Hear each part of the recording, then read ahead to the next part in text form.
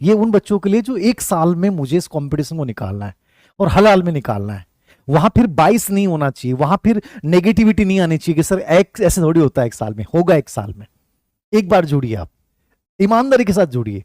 मैं जो चीजें कह रहा हूं ना उस जोश के साथ कीजिए। जैसे उस जो सुबह जूस बनाने वाले ने मेरे को बोला कि सर आंख खुल जाती हैं, करता हूं सर, मजा आता है। मकान बन गया सर। चीजें होती हैं, करनी पड़ेंगी। ये नहीं सर 4 महीने में कैसे मैनेज होगा, अरे मैनेज कैसे नहीं होगा, 4 साल में भी नहीं होगा मैनेज नहीं करने वाला तो, और मैनेज करने वाला 4 महीने में भी कर लेता है। 1 साल का प्लान है। स्टडी शेड्यूल डिजाइन का मतलब है ये आपको डिजाइन करना है, किसी और के अकॉर्डिंग नहीं। टीचर ने कहा कि यार ऐसे कर लो, नहीं, आपको क्या लगता है उसके अकॉर्डिंग करना है, मेरे लिए बेटर क्या है। तो स्टडी शेड्यूल डिजाइन के अंतर्गत आपको क्या करना है कि आपको अपने पूरे दिन को ब्लॉक करना। ब्लॉक का मतलब समझ गए, सबसे बेस्ट रणनीति होती है साइकोलॉजिकल होती है। ब्लॉक क्या होता है, दिन को ब्लॉक मतलब आपके पास ऐसा होना चाहिए कि नहीं मैं ये करूं, नहीं, पहले से चीजें तय हैं कि मुझे इस चीज को ऐसे करना है। मैं मान लो मॉर्निंग सेशन में पढ़ रहा हूं, मैं इवनिंग सेशन में पढ़ रहा हूं, जो भी आपको लगता है अपने अकॉर्डिंग प्लान बनाइए कि मुझे मॉर्निंग टाइम में पढ़ना बढ़िया लगता है, 12 बजे से पहले मुझे 6 घंटे निकालने हैं, सबसे बेस्ट स्ट्रेटजी होती है। ठीक है, मुझे 2 घंटे प्रैक्टिस करनी है, मुझे 1 घंटे पीवाईक्यू निकालने हैं, मुझे आधी घंटे या 1 घंटे मुझे इसका टेस्ट देना है। पूरा का पूरा तुम्हारे साल में 1 साल का प्लान होगा कि शुरुआत जो मैं करूंगा वो बेसिक से करूंगा।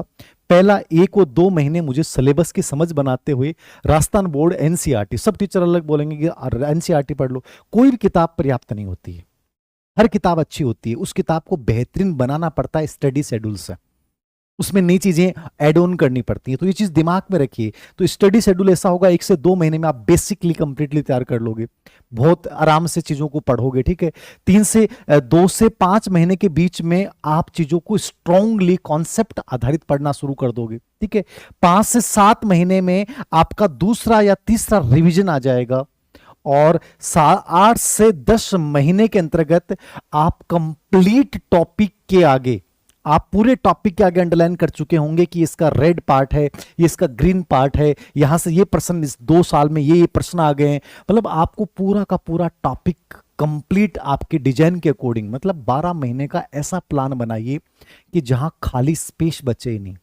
पूरा दिन ब्लॉक हो जाए। तो स्टडी शेड्यूल डिजाइन ये आपका खुद का होना चाहिए। इसको मतलब ऐसे फॉलो करो कि मजा आ जाए। ऐसे नहीं होना चाहिए सर कर लेंगे, नहीं नहीं कोई बात नहीं, आज नहीं पढ़ पाए, कल अच्छे से करेंगे। मतलब ये चीजें मत दिमाग में लिखाओ कि मैंने इतना समय खराब कर दिया, 2 साल खराब कर दी। जो खराब कर दी वो डाटा है, वो चला गया, उसको क्यों याद करना। मुझे बेटर कैसे करना है, मुझे इस साल में लेना है, बस सिंपल सा थ्योरी है। 1 साल में ये एग्जाम होनी चाहिए और इस तरीके से होगी। थोड़ा सा मोटिवेशन लेके आओ चीजों को लेकर।